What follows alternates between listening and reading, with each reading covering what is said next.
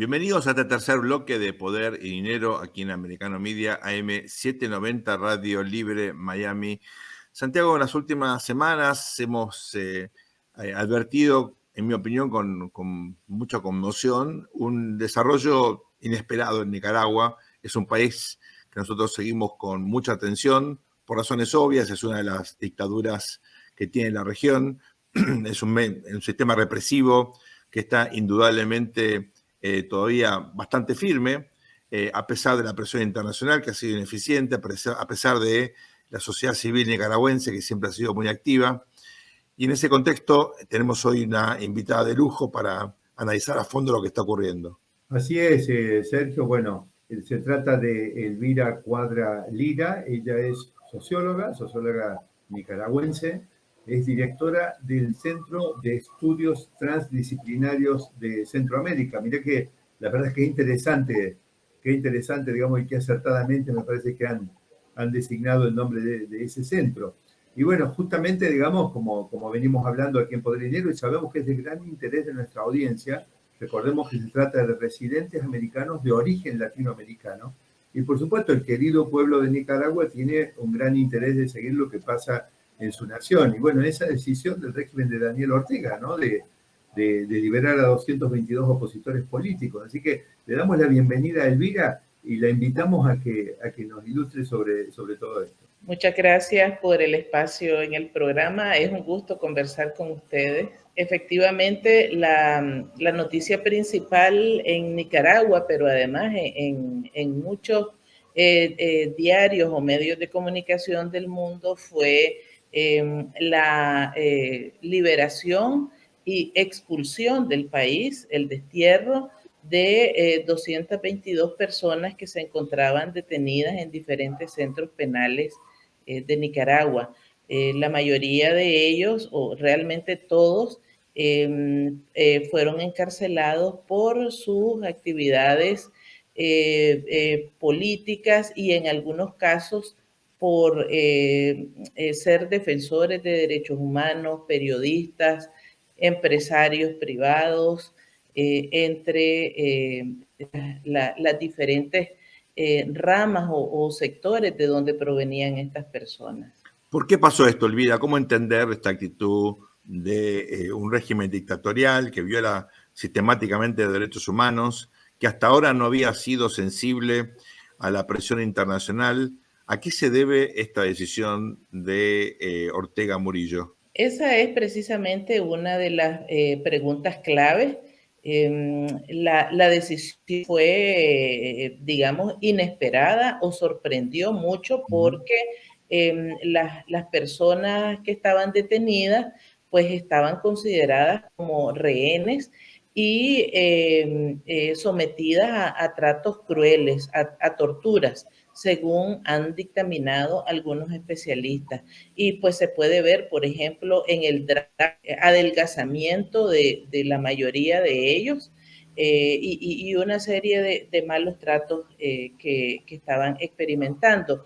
Entonces, se suponía que Daniel Ortega efectivamente los tenía apresados para utilizarlos como moneda de cambio frente a una eventual negociación. Tanto Estados Unidos como el propio Ortega han declarado de que no hubo negociación de por medio y que no se impusieron condiciones para la liberación de todas estas personas.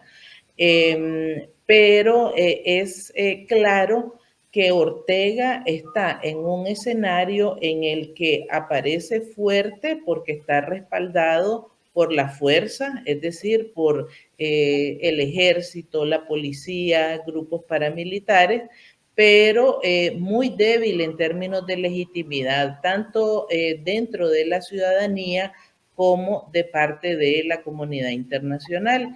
Y por otro lado, hay un proceso también muy fuerte de erosión interna de su propia base de apoyo, que luego de 5 años de crisis sociopolítica y de estar en medio de un sistema represivo, donde toda la gente es vigilada, controlada, amenazada, pues entonces están agotados de vivir en medio de esa situación.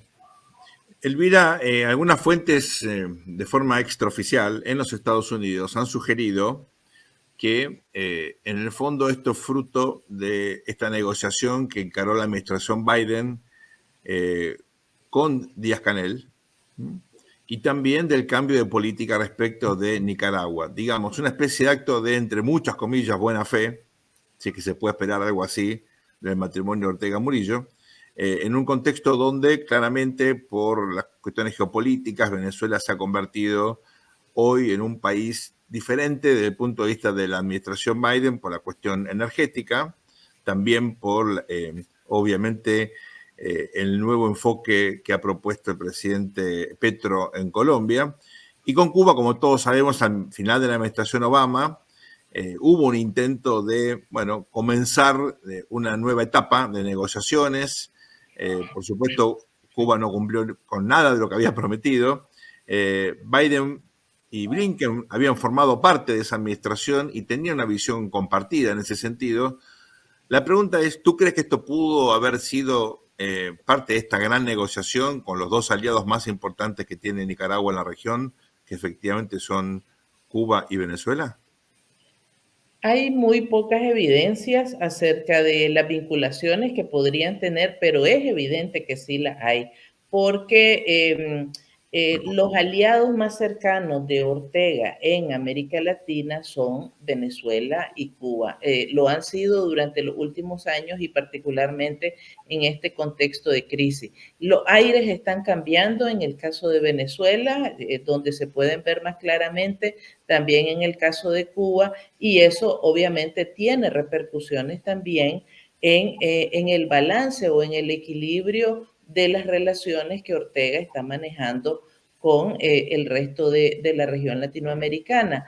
Hemos visto que el giro hacia la izquierda de una serie de gobiernos en diferentes países de América Latina, particularmente América del Sur, pues no ha sido favorable para Ortega. Realmente ninguno de ellos se ha mostrado, digamos, abierto y Ortega también ha tenido una actitud de rechazo con Chile, con Petro en Colombia, bueno, lo hizo con México y con Argentina cuando ofrecieron una mediación precisamente para abordar el caso de las personas prisioneras políticas y lo rechazó, los ha rechazado sistemáticamente todos esos ofrecimientos y esas buenas intenciones. Entonces, es evidente que también hay una relación entre ese cambio y la apertura de canales de comunicación, de negociación entre Venezuela, Cuba y Estados Unidos. Por otro lado, pues los aliados que Ortega ha estado buscando en otras latitudes como Rusia, China e Irán, pues le han dado un respaldo político que ha sido bastante tibio, a excepción de algunas declaraciones, digamos, más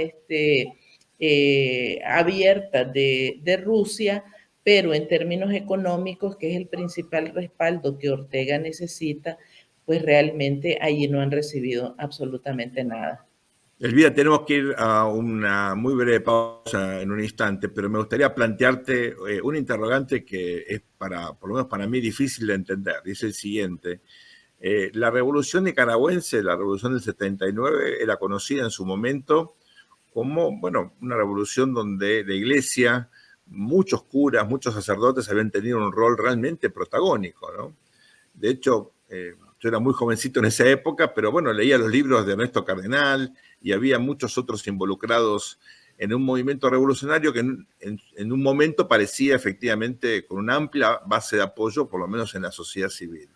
Vemos ahora un régimen que tiene un ensañamiento increíble con la Iglesia Católica, con persecuciones realmente notables. Es cierto, la sociedad civil nicaragüense en su conjunto está siendo perseguida, pero con la Iglesia hay realmente, me parece, algo que no hemos visto en otras dictaduras, ni en Cuba, ni en Venezuela, me parece, hemos visto nada similar. Después de la pausa, ¿nos puedes, por favor, explicar qué pasa con la iglesia, por qué tanto ensañamiento, cómo se explica esta reversión en el papel de la iglesia en el proceso político nicaragüense? Y vamos a la pausa entonces, Elvira, y regresamos muy pronto con más Poder y Dinero y con Elvira para hablar de Nicaragua. No se vayan, ya volvemos.